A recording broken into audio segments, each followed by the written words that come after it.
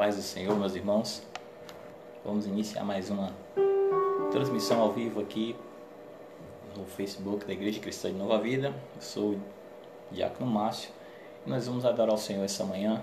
Vamos declarar a nossa gratidão, o nosso amor, a nossa reverência ao Senhor e vamos também meditar na palavra dele nessa manhã. Então convido você a adorar o Senhor, a inclinar o seu coração, prostrar-se diante da presença dele e adorá-lo em espírito e em verdade, porque é assim que ele deseja, é assim que ele busca em nós a verdadeira adoração.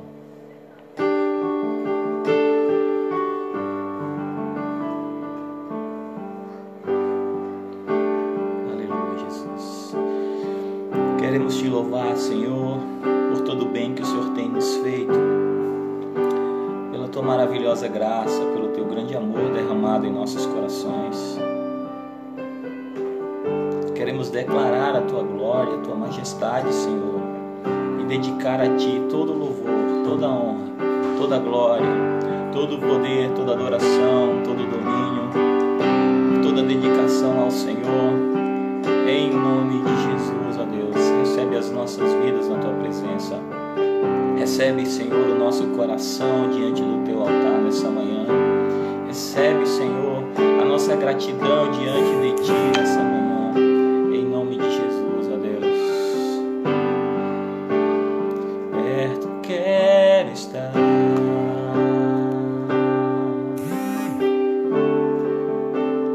junto aos teus pés,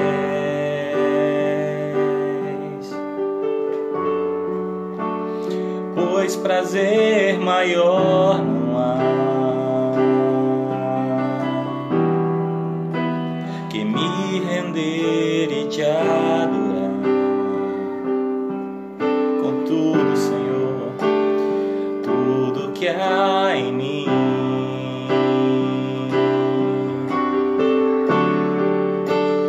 quero te ofertar.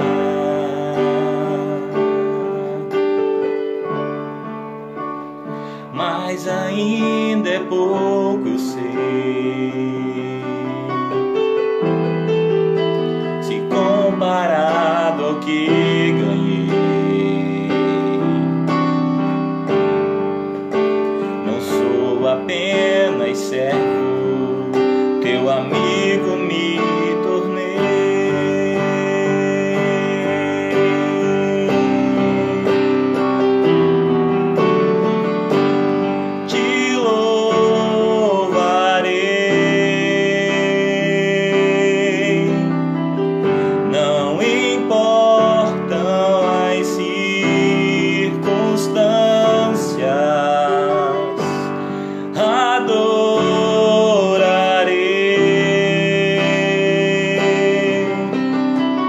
Somente a ti, Jesus.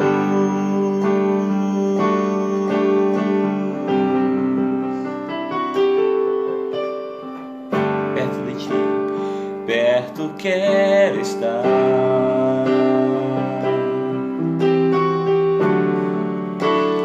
junto aos teus pés, pois prazer maior não há que me render e te adorar. Tudo que há em mim, com tudo meu ser, Senhor, quero te ofertar.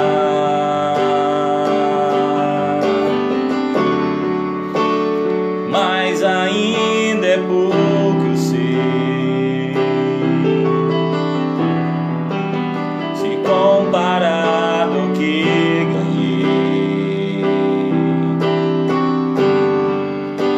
Não sou apenas servo, teu amigo me tornei.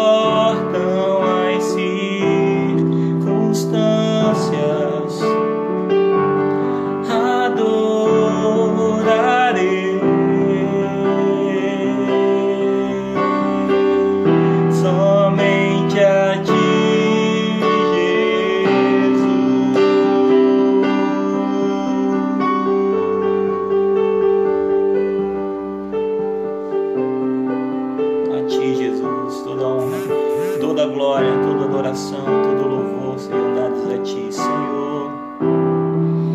Nós nos rendemos a Ti em adoração nessa manhã, ó Deus. Nós nos prostramos aos Teus pés nessa manhã. Te louvamos, Senhor, e declaramos a Tua majestade, declaramos a Tua glória. Declaramos, ó Deus, que Tu és o Senhor e Rei das nossas vidas. Clamamos por Teu reino sobre nós. Clamamos, Senhor, pelo Teu governo e Teu domínio sobre as nossas vidas. No nome santo de Jesus, o nome que é exaltado acima de tudo e de todos.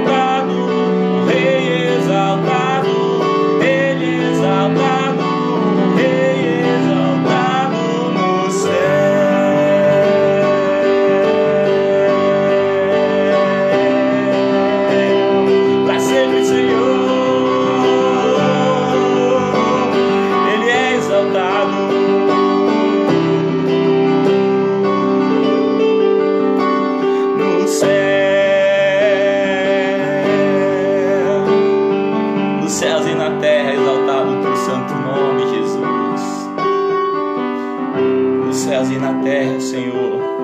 Assim como nos céus, ó Deus, o Teu nome é exaltado, seja também em nossas vidas exaltado e glorificado o Teu santo nome, ó Deus. Aleluia! Louvado seja o Teu santo e precioso nome.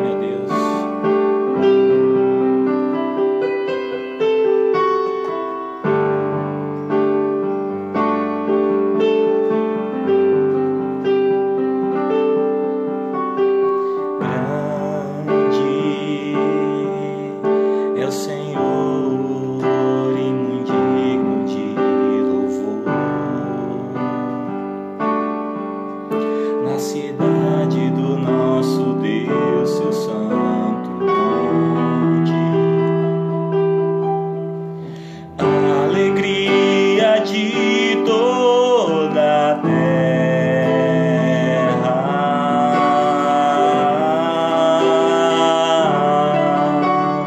grande Senhor, é o Senhor em quem nós temos a vitória. Ele que nos ajuda contra o inimigo. Por isso diante dele nos prostramos e adoramos. Queremos o teu nome engrandecer e agradecer-te por tua obra em nossas vidas. Confiamos em teu infinito amor, pois só tu és o Deus eterno sobre toda a terra e céu.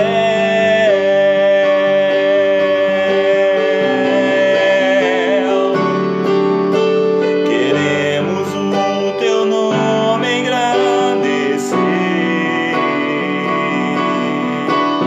e agradecer-te por tua obra em nossas vidas. Confiamos em teu infinito amor, pois só tu és o Deus eterno sobre toda a terra e céu.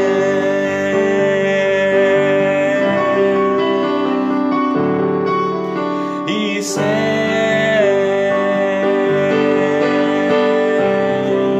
Declare: o Senhor é grande, grande é o Senhor e muito digno de louvor. Na cidade do nosso Deus, seu santo monte, a alegria de toda a terra,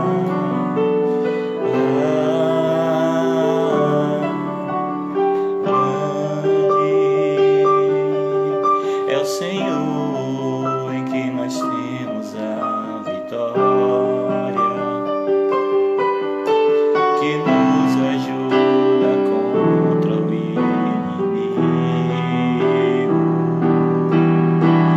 Por isso diante dele nos prostramos e adoramos.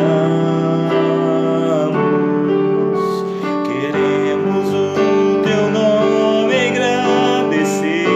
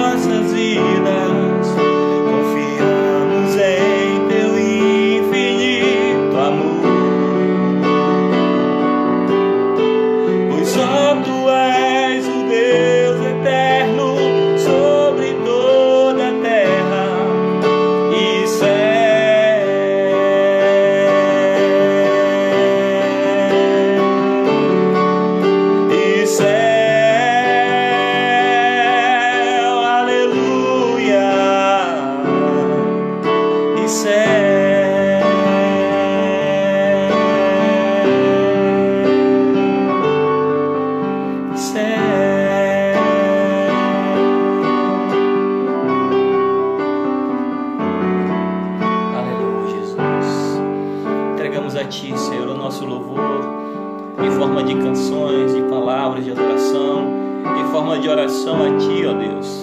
Elevamos a Ti as nossas vidas nessa manhã. E elevamos a Ti as nossas vidas, nos prostrando diante da Tua gloriosa presença, reconhecendo a Tua majestade, reconhecendo o Teu domínio, o Teu governo sobre nós. Nós Te adoramos, Te agradecemos, ó Deus, e celebramos o Teu santo nome, porque o Senhor é bom, o Seu amor é perfeito, o Seu amor é leal, o Seu amor é melhor do que a vida, ó Deus. O Seu amor não tem fim, Jesus. Nós Te louvamos e Te agradecemos em nome de Jesus. Glória a Deus. Amém, meus irmãos.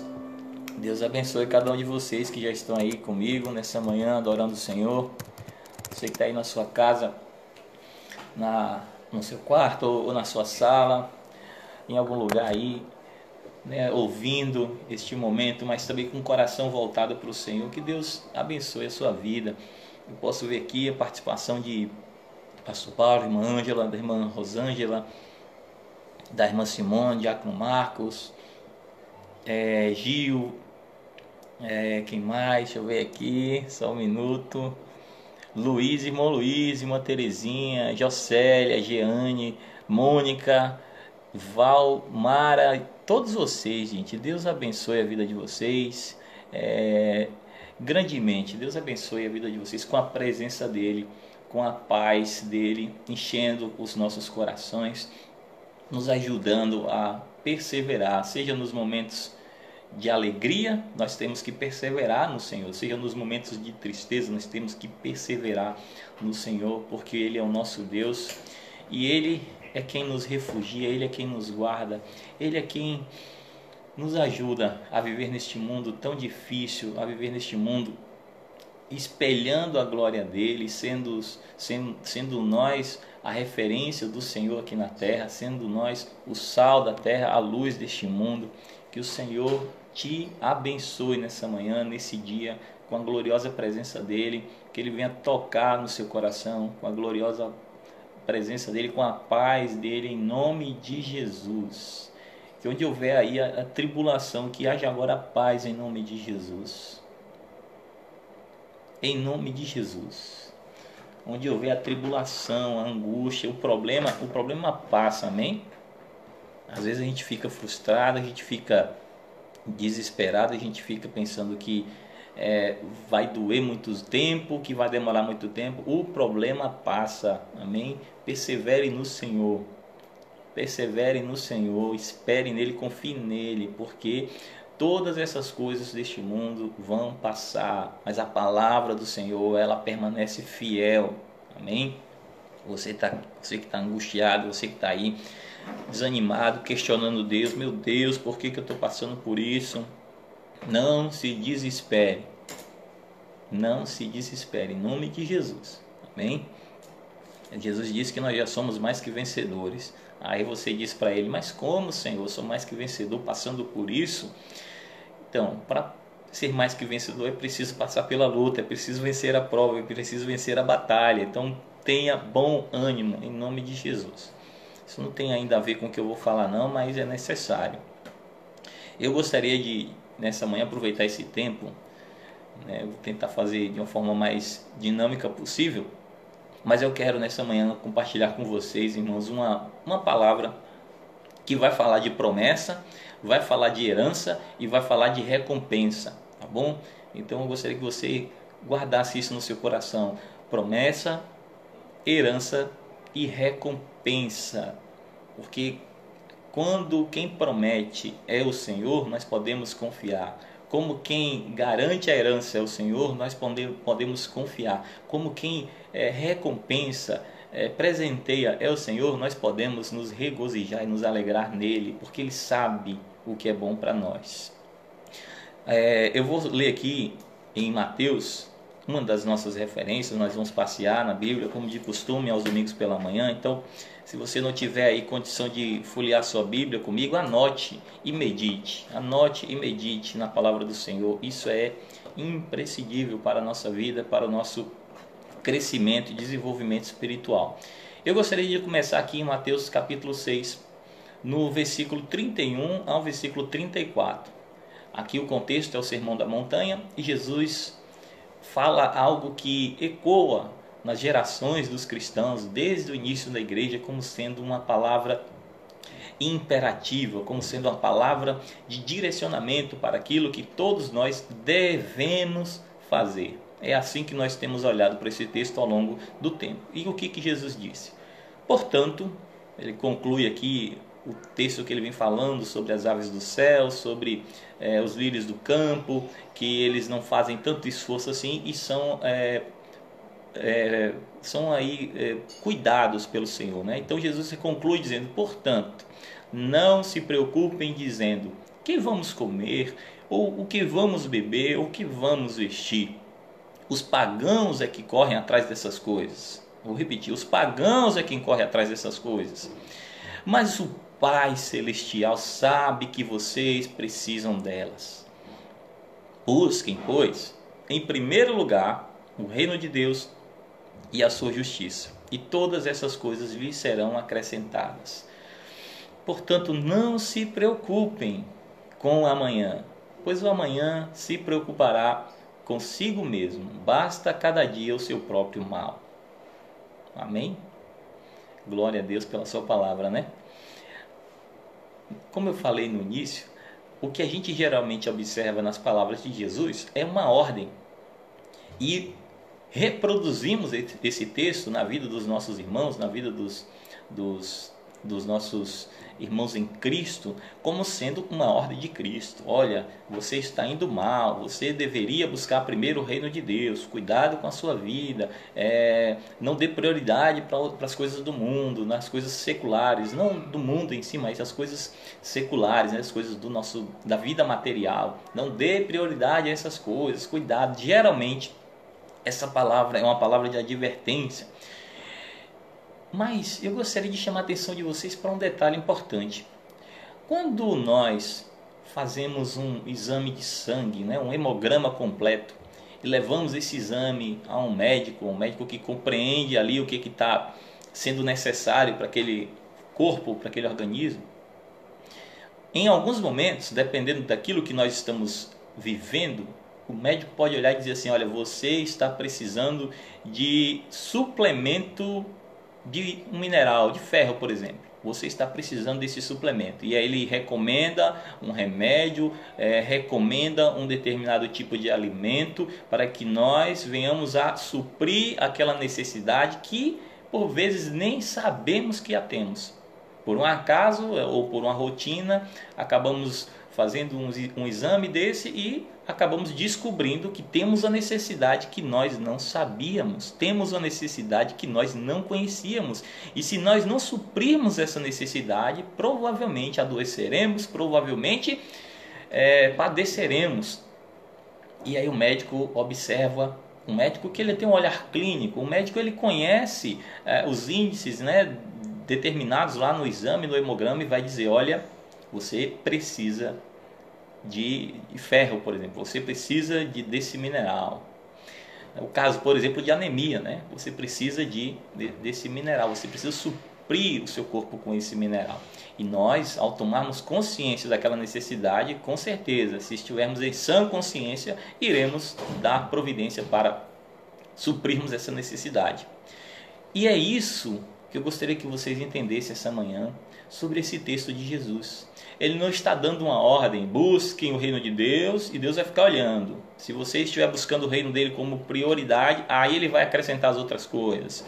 Porque prioridade é o reino de Deus e não as coisas do mundo e não as coisas materiais. Não é isso. Jesus disse em outros momentos da sua jornada aqui na terra que quem precisa de médico são os doentes. E foi por conta dessa expressão que eu me atentei para esse texto. Quem precisa de médico são os doentes. E muitas vezes tem doenças que nós não conseguimos identificar que nós estamos tendo aquela doença, que nós estamos tendo aquela deficiência, que nós estamos tendo aquela necessidade de suprimento. Tem pessoas que perdem a audição e não percebem que estão perdendo a audição. Começam a falar alto, começam a ter dificuldade e eles não percebem. As pessoas ao redor que vão olhar e dizer assim: olha, você está ficando surdo, a gente precisa gritar para falar contigo. Aí ele responde: hã? né? Brincadeira, mas o fato é que em alguns momentos nós não percebemos que estamos precisando de algo. E Jesus aqui, ele está dando um diagnóstico clínico espiritual. Ele olha para o povo de Israel, para quem ele pregava a sua palavra, e eu acho muito bonito esse momento, irmãos, porque é um paralelo com aquilo que o povo de Israel viveu lá no deserto, no Monte Sinai. Deus, no monte, entrega para o seu profeta as suas palavras, e Moisés desce declarando: assim diz o Senhor. E naquele contexto, o povo de Israel adquire ali uma direção norte, uma forma agora de seguir a vontade de Deus. Eles tinham consigo a palavra preciosa do Senhor Jeová, que eles deveriam obedecer, que eles deveriam caminhar de acordo com aqueles estatutos, de acordo com aqueles decretos. E Jesus agora aqui está no monte, declarando: assim diz o Senhor, mas usando outra expressão: em verdade vos digo. Esse é o equivalente do anúncio profético de Moisés. Moisés era um porta-voz de Deus, Jesus era o próprio Deus. E Jesus, como sendo Deus, vem fazer aqui nesse texto, nesse momento, um diagnóstico clínico, espiritual da vida das pessoas, que serve para as nossas vidas, cabe perfeitamente em nós. Jesus olha e diz assim: olha, eu sei que vocês precisam de comer, eu sei que vocês precisam de beber, eu sei que vocês precisam de roupa. Afinal de contas, foi o Pai que criou vocês. O Pai conhece a anatomia de vocês, o Pai conhece as necessidades, o Pai sabe como o corpo de vocês funciona, como a mente de vocês funciona. Ele sabe das suas necessidades de interação social, ele sabe das suas necessidades de relacionamento, ele sabe das suas carências, sejam elas físicas, sejam elas emocionais. O Pai conhece, foi o Pai que criou vocês. Porém, tem uma coisa que vocês precisam, que eu vim dar o diagnóstico, que eu vim dar aqui uma receita médica. Vocês precisam.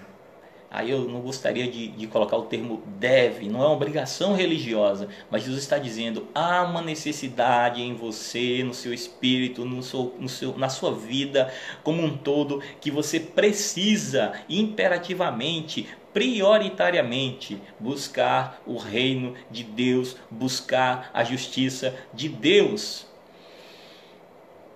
E isso não é uma ordem, por incrível que pareça, isso é um diagnóstico. Isso é Jesus olhando para as pessoas e dizendo: vocês têm uma deficiência aí que não é mineral, que não é de determinados alimentos. Vocês têm uma necessidade no espírito, na alma de vocês, da presença de Deus, da presença do Pai Celestial. E Jesus usa isso no termo reino de Deus. Por quê? Porque para ter essa presença, para ter esse relacionamento, é necessário submissão, é necessário entrar nesse ambiente de governo de Deus. E aí Jesus diz: busquem em primeiro lugar. Essa é a prioridade da vida de vocês. Quer crescer, quer melhorar, quer desenvolver sua vida espiritual, quer vencer as lutas, quer vencer as batalhas, quer conquistar materialmente a sua necessidade básica de comida, bebida, de roupa, de casa, de tudo. Então, primeiro, você deve buscar o reino de Deus. Você deve se submeter ao governo de Deus. E isso é equivalente uma coisa da outra. Buscar o reino de Deus é entender que o reino de Deus consiste em Deus no centro de tudo, governando. E nós nos submetendo a este governo, e nós nos submetendo a esta vontade poderosa, a esta vontade imperativa e maravilhosa que tanto faz bem para as nossas vidas. Então, a primeira coisa que nessa manhã eu gostaria de falar sobre isso. Há uma promessa de Deus. Há uma promessa aqui garantida nas palavras de Jesus. Se buscarmos viver uma vida de submissão a Deus e preencher a nossa vida com a presença do governo do Senhor, porque tem pessoas que querem Deus para suprir uma carência emocional. Ah, Deus, eu estou me sentindo mal, eu preciso da tua presença. Tem gente que busca Deus para suprir uma necessidade material. Deus, eu estou passando por uma luta, eu preciso. Mas Jesus está falando aqui do governo. O governo significa, Senhor, eu entendo que eu preciso me submeter à tua vontade, em detrimento da minha. Gente, submeter-nos à vontade de Deus não significa como um acordo. Olha, Deus, eu acho interessante isso aí de abençoar a vida dos necessitados. Eu acho legal, vou fazer. Isso é como um acordo, a sua vontade coincidindo com a vontade de Deus. Quando eu falo de obediência, quando a Bíblia fala de obediência, ela fala de seguirmos a vontade de Deus, mesmo quando a nossa vontade não concorda com a de Deus. E qual a vontade que deve prevalecer? Óbvio que a vontade de Deus. É simples assim de entender, mas não é tão simples assim de praticarmos, porque cabe a nós. Quando a gente para analisar, Deus não fica o tempo todo nos obrigando a obedecê-lo. Ele coloca em nossas mãos o desejo e a decisão de obedecê-lo ou não. Então, temos que entender que o melhor lugar para estarmos, para suprir toda a nossa necessidade, seja ela física e espiritual, é debaixo da obediência, é debaixo do governo de Deus. E essa é uma promessa. Olha, quando você busca, em primeiro lugar, o reino de Deus, a justiça de Deus, todas as outras coisas se encaixam. Toda a sua vida começa a dar certo, tudo que você se envolve prospera, onde você coloca a mão é abençoado, a sua casa é abençoada. Por quê? Porque você deu prioridade não a um dever, você deu prioridade a uma necessidade da sua alma, a uma necessidade da sua vida, que é o reino de Deus, o governo de Deus, a presença preciosa e poderosa do Senhor Deus. Amém? Que Deus nos ajude a entender com profundidade essa maravilhosa verdade das Escrituras. Agora eu gostaria de falar sobre herança. E para isso eu preciso passear um pouco aqui na história do Antigo Testamento, irmãos. E eu vou tentar criar aqui em poucos minutos um panorama, uma visão geral da história de Israel. E depois eu vou dar um foco especial, né? Como imagina aí que você vai olhar um quadro agora, um quadro enorme, e depois eu vou chamar sua atenção para um determinado ponto desse quadro, tá certo? Talvez não dê para ler todas as referências que seriam necessárias para comprovar biblicamente a história, mas o início ali de Gênesis, Êxodo, Números, e nós vamos entender o contexto geral que é bem conhecido para a maioria dos irmãos, tá certo? A palavra do Senhor nos mostra lá em Gênesis, no capítulo 12, que Deus chama Abrão da sua terra, da sua parentela, e diz a ele para ir para um lugar que ele iria mostrar. E lá no versículo 3 de capítulo 12 de Gênesis, diz assim: abençoarei os que te abençoarem e amaldiçoarei os que te amaldiçoarem, e por meio de você todos os povos da terra serão abençoados. Deus fez uma promessa também aqui a Abraão, que estava apontando para as nossas vidas. Então, qual era a forma que Deus ia abençoar toda a terra? Qual era a forma que Deus ia abençoar toda a terra? Deus iria, por meio da nação de Israel, mandar o Redentor, o Salvador da humanidade, que é Jesus. Então é disso que o Senhor está falando nesse texto. Mas aqui Deus fala agora de uma herança, no capítulo ainda 12, no versículo 7. O Senhor apareceu a Abrão e disse: à sua descendência darei essa terra.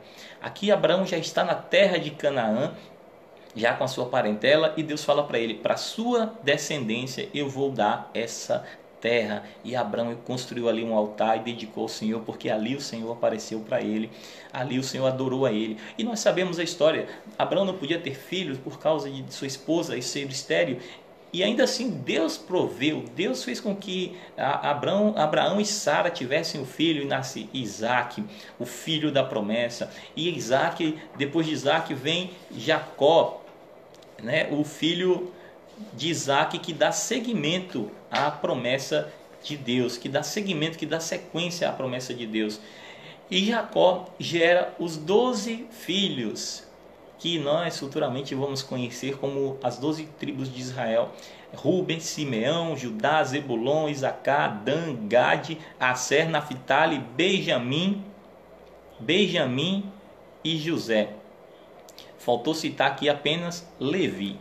Sei que são muitos nomes, a maioria de nós tem dificuldade realmente de memorizar. Eu também não memorizo, mas está aqui anotado para eu poder lembrar, mas eu quero chamar a atenção para vocês. Jacó gera a 12 filhos e eles moram na terra de Canaã, que Deus tinha dito para Abraão que daria como herança para os descendentes de Abraão. Eles eram descendentes de Abraão, então eles tinham direito a essa herança.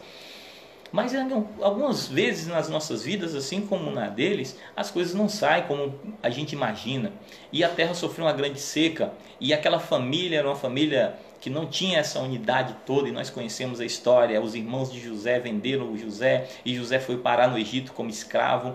E depois veio uma grande seca sobre a terra de Canaã. E Deus já tinha levantado José como vice-faraó praticamente. Era o homem que Faraó diz a ele: olha, se você mandar todo mundo levantar o pé, todo mundo no reino vai ter que levantar o pé. Se você mandar todo mundo levantar a mão, todo mundo vai levantar a mão. O segundo homem do governo. E este homem estabelece ali celeiros e consegue fazer uma provisão para passar pela seca que Deus tinha revelado que viria sobre todo o mundo. E a família de Jacó, os filhos de Jacó, aqueles 11 que ficaram para trás, eles vão para o Egito e são ali, naquele momento tão dramático da história de Israel, uma história assim tão maravilhosa de reconciliação, de perdão, de cura interior. Eles são ali recebidos e recebem a provisão necessária e se estabelecem no Egito.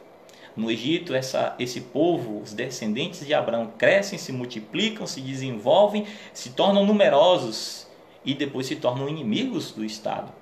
O Estado escraviza, Faraó escraviza o povo de Israel e passam-se ali 400 anos nessa história toda.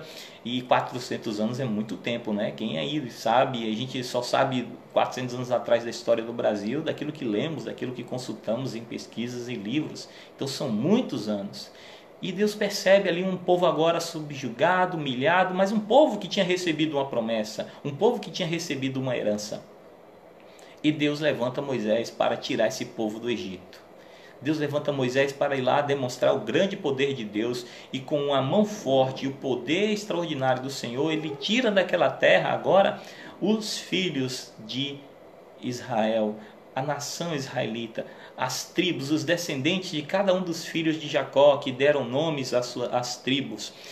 E aqui Deus começa a fazer algo maravilhoso.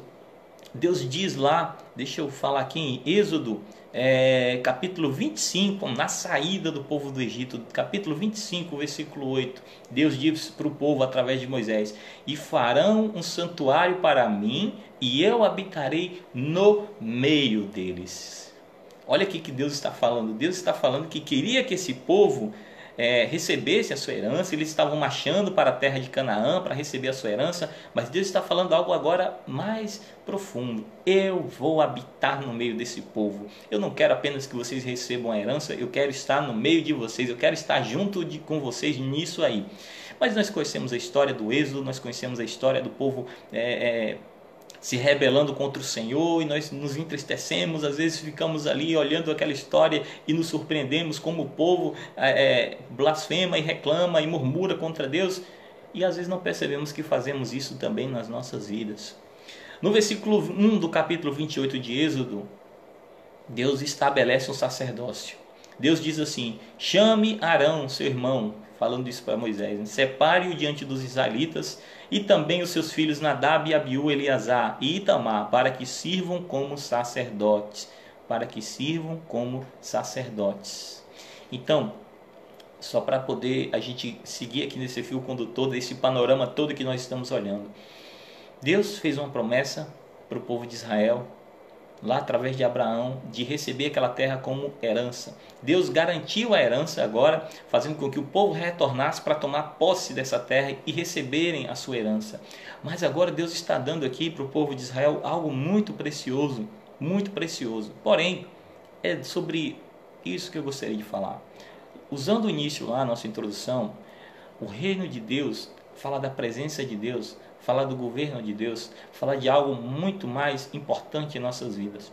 E aqui nós vemos a nação de Israel totalmente focada na conquista da terra de Canaã, totalmente focada na divisão daquelas terras, na forma como eles iriam adentrar, como iriam conquistar. Em alguns momentos se frustram achando que seria uma missão impossível remover habitantes que estavam ali, os cananeus, os heveus, os heteus, os jebuseus, e eles ficam frustrados em alguns momentos, mas o foco estava na sua necessidade, no que haviam de comer, no que haviam de beber, no que haviam de vestir, e reclamam por vezes da sequidão do deserto, da falta do suprimento, reclamam por vezes ali das suas necessidades básicas. Mas aqui Deus começa a fazer algo maravilhoso no meio deste povo. Deus começa a dar um presente, como eu falei no início. Existe uma promessa, existe uma herança e existe uma recompensa, um presente. E Deus chama Arão. Arão era assim, irmão de Moisés, irmão de Miriam, e eram descendentes de Levi, um dos filhos de Jacó. A famosa tribo de Levi. Porém, é necessário entendermos uma coisa. Lá no capítulo 18 de Números e no capítulo 28 de Gênesis, nós vamos perceber que Deus estabelece a família de Arão como a família sacerdotal. Não era privilégio de todos os levitas de serem sacerdotes. Não era assim que funcionava. Os levitas serviriam no tabernáculo, serviriam no templo, serviriam nos serviços ali inerentes ao tabernáculo, mas o ofício sacerdotal do altar do sacrifício, de entrar na presença de Deus, além do véu, de fazer a ministração na presença de Deus, era um presente exclusivo para Arão e sua família. E eu quero confirmar isso aqui com vocês no capítulo 18 de Gênesis.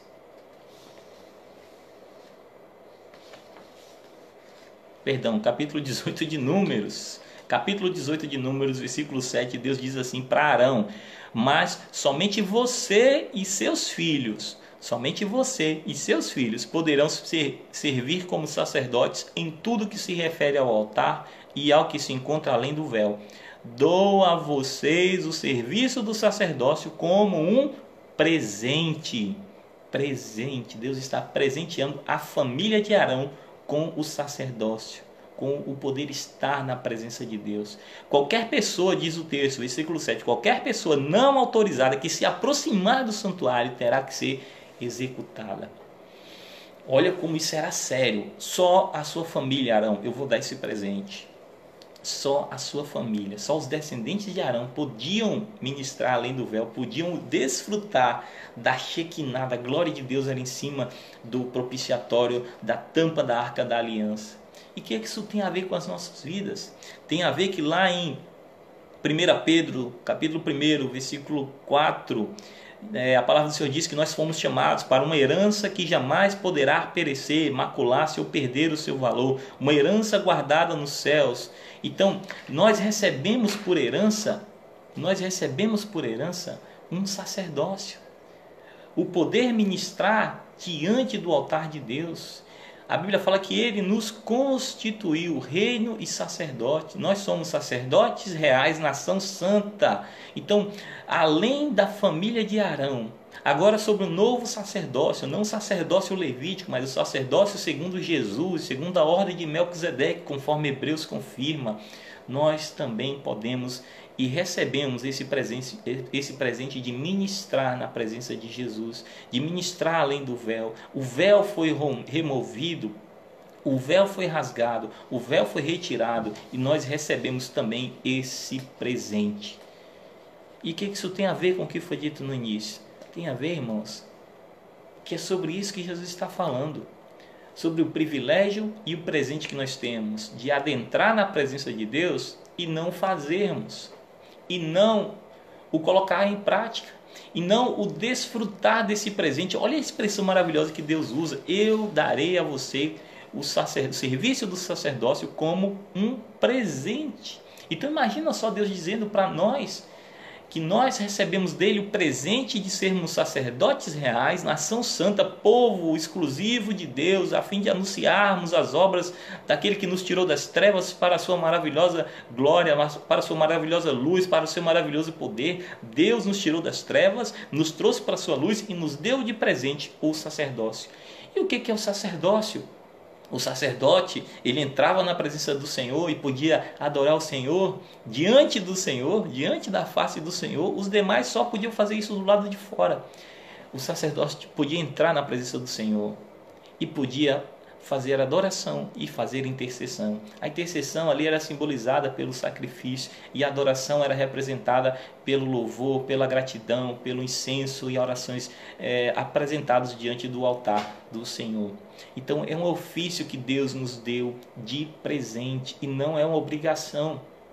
É um presente, amém? Eu gostaria que nessa manhã você entendesse isso no seu espírito. É um presente de Deus o podermos ministrar na presença dEle, o podermos desfrutar da presença dEle. E quando buscamos o reino de Deus, que é um reino de sacerdócio, e podemos ministrar diante desse reino com juízo, com justiça, com glória, com verdade, com santidade, com amor, com reverência, todas as nossas necessidades, garantia de Jesus, promessa de Jesus, serão supridas, serão acrescentadas.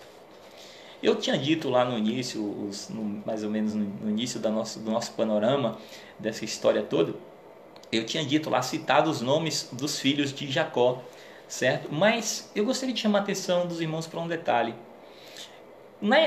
Pouco tempo antes deles entrarem na terra prometida, Deus começou a orientar, olha, a divisão da terra será feita com base no tamanho de cada tribo, tá certo? Cada tribo vai receber uma porção de acordo com a quantidade de pessoas das suas famílias. Então seria lançada sorte, seria sorteio. Deus não iria definir, olha, fulano vai ficar com tal lugar, com o norte, com o sul, com o leste, Simeão vai ficar com o centro-oeste, Zebulon vai ficar com o sul. Não, Deus não fez isso. Deus disse o seguinte, olha, na medida que vocês forem adentrar a terra, vocês vão sortear e vocês vão ocupar a terra retirando, isso é imperativo, retirando os habitantes dessa terra.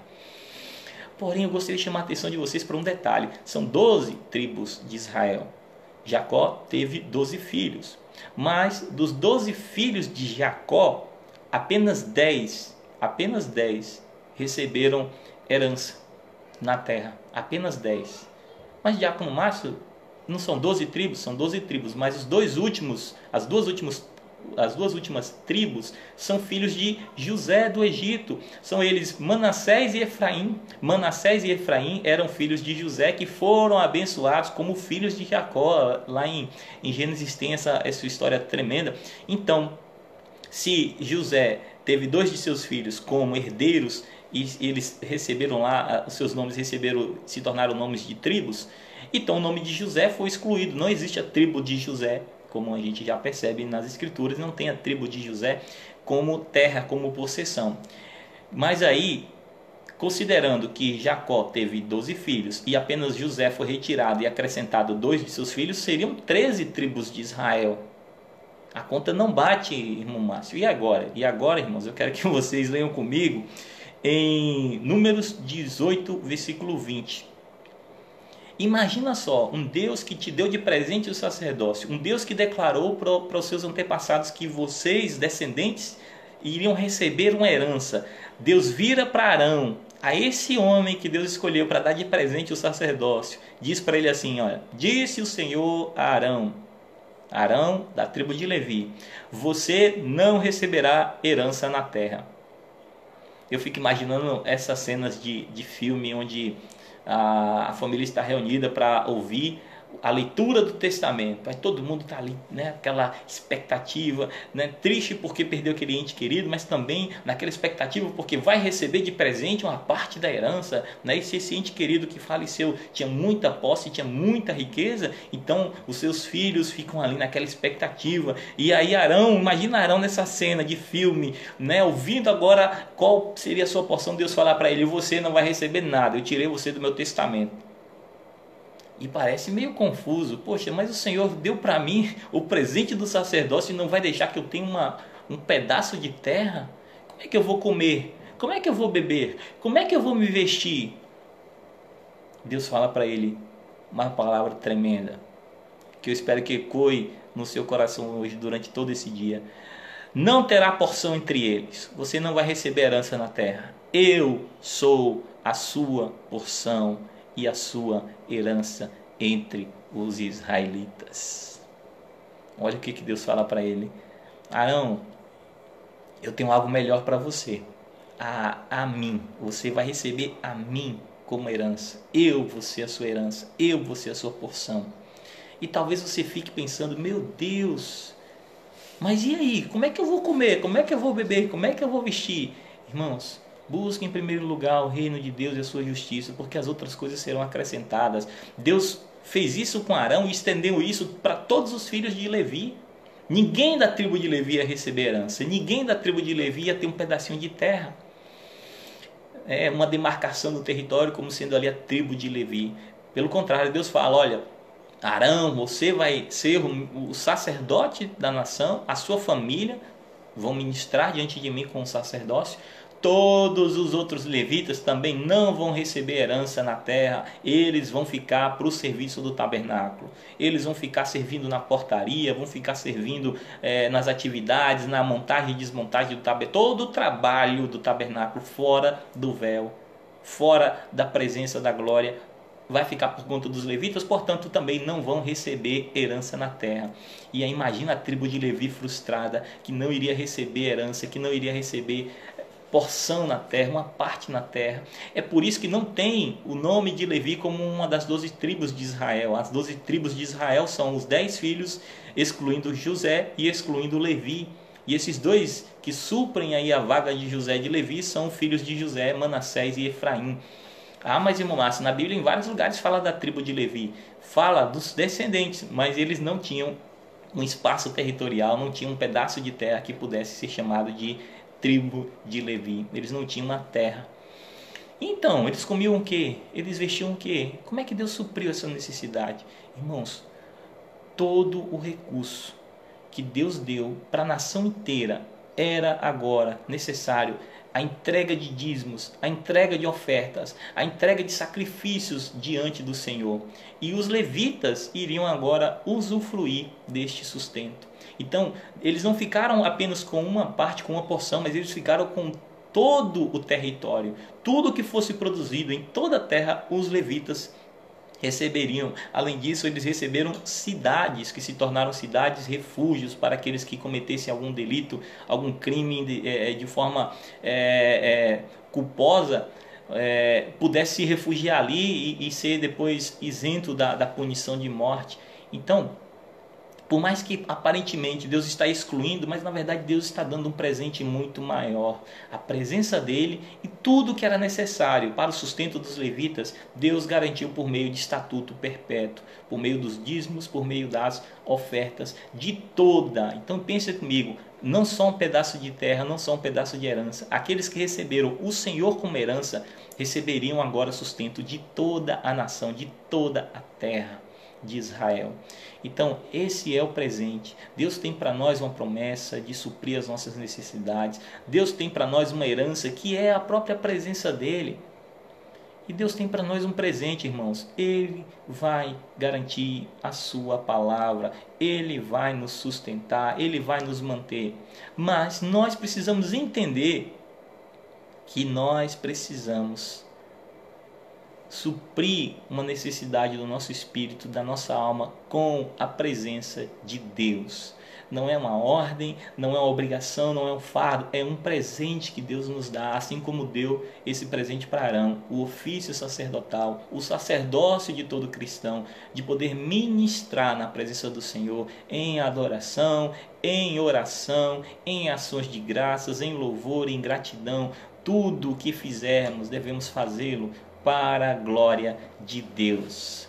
Amém, meus irmãos? Que Deus possa nos abençoar com sua preciosa palavra, com sua presença santa, e que Deus possa falar mais e mais aos seus corações, ao meu coração, e nos ajudar a focar a nossa vida na nossa necessidade maior, na nossa necessidade prioritária, que é a presença dele. E todas as outras coisas serão acrescentadas.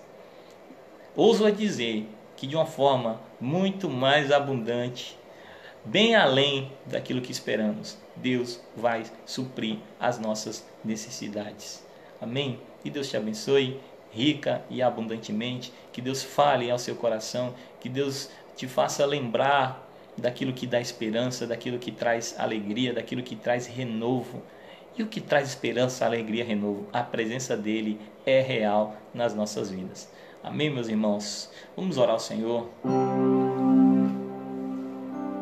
Senhor Deus e Pai, eu quero te dar graças, Senhor, por este momento na tua presença, por poder, ó Deus, compartilhar com os meus irmãos essa palavra que tão fortemente tocou o meu coração. Ó Deus, nós podemos dizer que Tu és a nossa porção, a nossa herança, o nosso bem maior, o nosso presente, ó Deus, é a Tua presença. Ó Deus, nos ajuda a perceber a grandiosidade dessa palavra, dessa promessa para as nossas vidas, porque onde está a presença do Senhor, ali a provisão, ali a providência, ali a liberdade, ali a paz. Ó Deus, e essa Tua paz excede a nossa capacidade de entender. E eu te peço que o Senhor venha encher os nossos corações nesse dia com um desejo profundo de buscar a Tua palavra, de buscar ouvir e obedecer a Tua voz, mas acima de tudo, de buscar a Tua presença preciosa, em nome de Jesus. Eu te louvo e te agradeço pela minha vida, pela vida da minha família, pela vida dos meus irmãos, e te dou graças a Deus por todo o bem que o Senhor tem nos feito. Amém. Amém, meus irmãos. Que Deus abençoe a vida de todos vocês que estiveram aqui comigo nessa manhã, e você também que porventura tenha visto isso posteriormente. Que Deus possa tocar na sua vida. E quanto aos irmãos da nossa comunidade local, Igreja Cristã de Nova Vida, gostaria de lembrar desse nosso compromisso com o Senhor de adoração, de louvor, de adoração no sentido, irmãos, de separarmos um momento da nossa vida para dedicar ao Senhor, mesmo que sozinho em casa, mesmo que com a família apenas, mas dedicar tempo para a leitura da palavra, para a oração, para a adoração, e também consagrar ao Senhor os nossos recursos, os nossos dízimos e as nossas ofertas. Se isso for feito com entendimento, Deus recebe como aroma agradável. Mas se isso não tiver entendimento, não adianta fazê-lo, porque Deus não vai receber como adoração. Então, aqueles que entendem o privilégio que é adorar o Senhor com a vida, com seus recursos, devem fazê-lo com entendimento, com amor, com alegria, porque isso é muito sério. O compromisso de ofertar e dizimar na presença do Senhor é muito sério, não é uma obrigação, é um privilégio que nós temos. Então, dedique a sua vida, dedique o seu coração, dedique os seus recursos a Deus, consagre-se a Deus. Mais do que nunca, vivemos um tempo em que precisamos nos consagrar a Deus, consagrar toda a nossa vida a Deus. Amém? Que Deus te abençoe poderosamente, rica e abundantemente, em nome de Jesus.